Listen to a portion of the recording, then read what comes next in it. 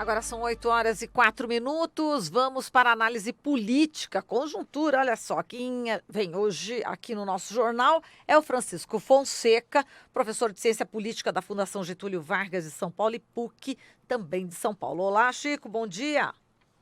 Bom dia, Marilu. Bom dia aos ouvintes. Bom, Chico, vamos falar aqui do PSL, mas que confusão ontem, hein? Várias listas sendo apresentadas na mesa da Câmara para, enfim, quem é que vai ser o líder, né, do PSL? Tá uma briga ferrenha. Aí eu queria que você fizesse um pouco essa análise. Você entendeu exatamente o que aconteceu ontem, Chico? Então, o PSL, na verdade, não é propriamente um partido político, né? O PSL é um ajuntamento de pessoas com motivações distintas que surfaram essas pessoas numa onda produzida pelo ódio da grande mídia, pela perseguição da Lava Jato, né? Essa combinação criou um inimigo interno, né? Que é o Partido dos Trabalhadores, o ex-presidente Lula, e, enfim, possibilitou que um sem número de pessoas né, claramente desinteressadas da coisa pública, da res pública, né, surfassem numa onda, se é assim que eu posso chamar, altamente conservadora, reacionária, né, de destituição de direitos. Então, esse é o primeiro ponto, é que quando falamos de PSL, não estamos falando de um partido político, né, no sentido clássico, que inclusive a própria teoria política teorizou. É um ajuntamento de pessoas, né, com uma visão de mundo conservadora, com interesses que ou são um pouco republicanos, pelo menos para uma parte, e outro que são interesses que não são eminentemente populares. Não estamos falando de interesses democráticos e populares. Então, eu queria sempre começar, né, porque PSL não existia, né? Ninguém sabia da existência do PSL. É uma dessas siglas chamadas de nanicas, né, de siglas totalmente desimportantes e que, numa circunstância política, teve importância. Bom, esse é o primeiro ponto. Segundo lugar, o que está acontecendo no PSL é uma briga ligado, antes de tudo, ao fundo partidário, né? O PSL, que fez uma bancada expressiva, só perde para o Partido dos Trabalhadores, né? Tem um fundo partidário de mais de 100 milhões e a disputa em torno de quem coordena este fundo partidário me parece que, antes de tudo, está atrás dessa briga, né? Isso é um primeiro ponto. Em segundo lugar, o Bolsonaro, que chegou neste partido, que já tinha um dono, chamado Luciano Bivar, né?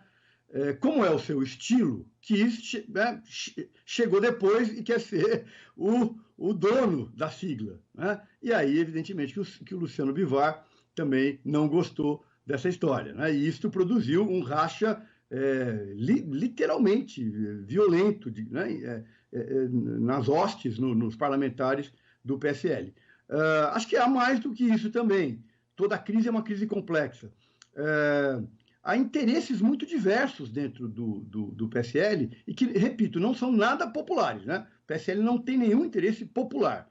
São interesses de grupos de empresariais, né? E também de corporações militares. Eu queria só chamar a atenção do nosso ouvinte a quantidade de coronel, delegado, sargento, general, né, que são os parlamentares do PSL, né? Então, tem uma visão de mundo extremamente conservadora e militarizada da vida política, e isso também se reflete nessa crise. Então, é uma crise complexa, mas, antes de tudo, o fundo partidário é o elemento crucial. Quem vai dominar este butim? Exato, eu estou vendo aqui, Chico, que o Diretório Nacional, né, do PSL vai eleger os membros do Conselho de Ética do partido para começar a tramitar o processo interno por infração disciplinar contra 19 parlamentares bolsonaristas, né? Logicamente, entre eles, né, um dos alvos principais está aí o Eduardo Bolsonaro e também o líder do governo, Vitor Hugo, né? E eles foram convocados hoje para estarem na sede do partido para se posicionar em relação a essas acusações. Enfim, tá realmente pegando fogo aí o PSL, e no Japão, né, o presidente Também Jair Bolsonaro está dizendo que defende que Eduardo abra a mão da embaixada para pacificar o PSL. Olha só o que ele falou. Enfim, queria que você analisasse essa fala também Tá, do presidente e esse contra-ataque aí, né, dos tá. Bom, vivaristas, acho né? que duas questões, começando pelo final. Primeiro que o Eduardo Bolsonaro, né, é, é, a- enfim, não posso dizer de abrir mão, né, mas do Jair Bolsonaro abrir mão de indicar o seu filho mostra uma clara derrota, né, uma derrota muito vigorosa, né, do que é uma barbárie, né? Indicar o filho que nem hambúrguer, né? É, enfim, sabe fazer, diz que faz, né? As credenciais para ser embaixador é fritar hambúrguer. Lembrando que hambúrguer não se frita, né? Tem essa história. Quer dizer, um motivo de galhofa. Então é uma derrota importante, né? E eu diria crucial para a própria imagem do Brasil, né? Mais uma vergonha internacional, né? Ter um embaixador que é o filho do presidente, que não tem nenhuma qualificação, né? Nenhuma qualificação diplomática, intelectual, enfim, nenhum requisito para exercer um cargo como esse. Então, acho que esse é um bom ponto importante. Esta derrota é uma derrota que tem que ser saudada, né? Porque mostra que o Bolsonaro tem dificuldades, né, em fazer este governo absolutamente familiar, né? Isso lembra aquelas ditaduras muito conhecidas em diversos lugares do mundo, né? Em que toda a família participa, né? Com cargos, enfim. Então, acho que isso é uma derrota muito clara, uma sinalização muito clara dessa derrota, né? Agora, quanto às listas, de fato, embora ontem o delegado Valdir, né, que era o líder do PSL na Câmara de Deputados, tenha renunciado, é uma renúncia estranha, né? Porque até então ele chamou o Bolsonaro de vagabundo. É isso, ele chamou de desonesto, de vagabundo, de traidor. E de repente ele abre mão, né? Abre mão, sendo que tinha uma maioria. Então tem algo estranho. Me parece que algum grande acordo, né, foi feito com o então líder do PSL, o delegado Valdir, para que ele, né, enfim, de uma postura extremamente agressiva, de repente abra mão, né, com muita tranquilidade, digamos assim, ao Eduardo Bolsonaro. Então, o que eu queria dizer é que essa guerra continua no PSL, mas é uma guerra que é, como eu posso dizer, uma guerra com muitos aspectos, né? Tem tentativas de negociação, ou seja, o delegado Valdir, você sai, mas, né, que contrapartidas terá para sair, e acho que isso ninguém sabe, né? Mas o Luciano Bivar, em particular, que é o dono do partido, evidentemente estabeleceu-se em relação ao Jair Bolsonaro uma cisão muito vigorosa. Agora, o mais importante, Marilu, me parece, de tudo isso, é o seguinte: vários parlamentares do PSL, nesta briga, têm dito o seguinte. Vou dar um exemplo apenas da Joyce Hasselmann, né, que ontem deu uma entrevista no Roda Viva. Ela disse o seguinte: olha, eu sei muito bem o que vocês fizeram no verão passado. Ela é uma autoridade, ela é uma deputada federal, ela está obrigada a dizer o que ela sabe. Ela tem que ser chamada pelo Ministério Público para dizer o que ela sabe. E o que ela sabe diz respeito a financiamento ilegal, a Caixa 2, a fake news, a robôs, a Steve Bannon, é isso? A todo tipo de tramóia que tornou a eleição de Bolsonaro uma grande fraude, né? Uma grande fraude. Não apenas ela, como vários outros parlamentares têm dito. Eu tenho muito a falar, é isso?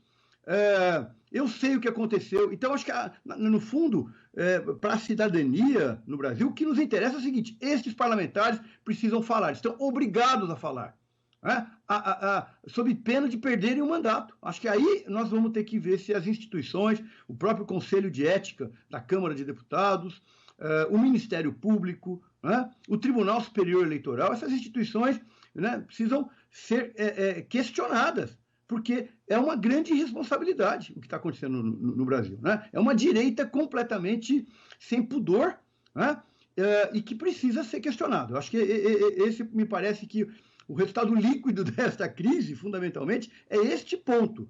Se sabem né, omitir uma autoridade pública, quando omite algo, né, ilegal, né, e diz que está omitindo, está cometendo, portanto, um duplo crime. Né? O crime de não ter falado antes e de ter dito que sabia, mas não ter dito o que sabe. Então, eu chamaria atenção desta dimensão que é muito importante cobrarmos as instituições para que intercedam. Tem informações, né, que parlamentares do Partido dos Trabalhadores, né, vão convidar a deputada Joyce Hasselmann para prestar esclarecimentos à CPI mista das fake news, né, sobre a postagem, né, em uma rede social, na qual ela diz não temer também a milícia digital. Isso eu já tinha falado, mas são mais ingredientes, não é isso, Chico? Agora, parece que existem documentos também, parece que revelam que o partido enfim, também não declarou a justiça eleitoral, não é isso? Despesas com a campanha do Bolsonaro. Exatamente. Tudo em torno do PSL é algo, digamos assim, opaco, né? Oculto. E a começar pela campanha, né? Quer dizer, de fato, a campanha do Jair Bolsonaro é uma campanha em que já se tem, na verdade, muitos elementos de fraude. Eu queria relembrar aquilo que, durante a campanha, o jornal Folha de São Paulo, né, fez matérias importantes mostrando muito claramente, né, a existência de financiamento ilegal para fake news. Inclusive, se sabe a sede lá no Rio de Janeiro, né, do empresário, que é por sinal, suplente, né, acho que é do Eduardo Bolsonaro, né, suplente de senador, que é na casa dele, né, ele, por sinal, abriu a casa, mostrou que aqui se faziam, né, as fake news. O dono da Havan, né, claramente doou dinheiro ilegal, tem contratos que mostram isso, a Folha de São Paulo mostrou à época. Isso está parado lá no Tribunal Superior Eleitoral, né?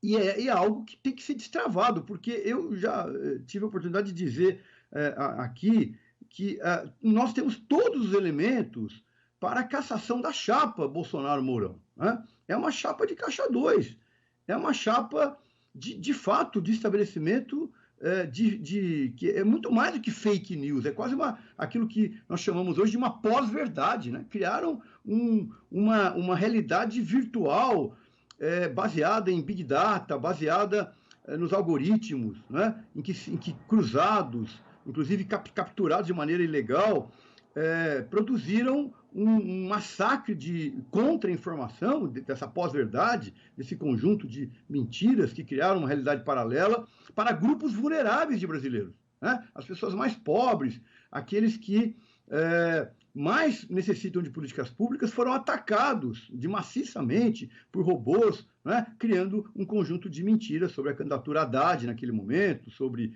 Lula, enfim, sobre os inimigos internos. Né? Então, a campanha ela por si só, né? A campanha eleitoral por si só é motivo suficiente para a cassação da chapa. Agora, vai além, né? Tem as candidaturas laranja, né?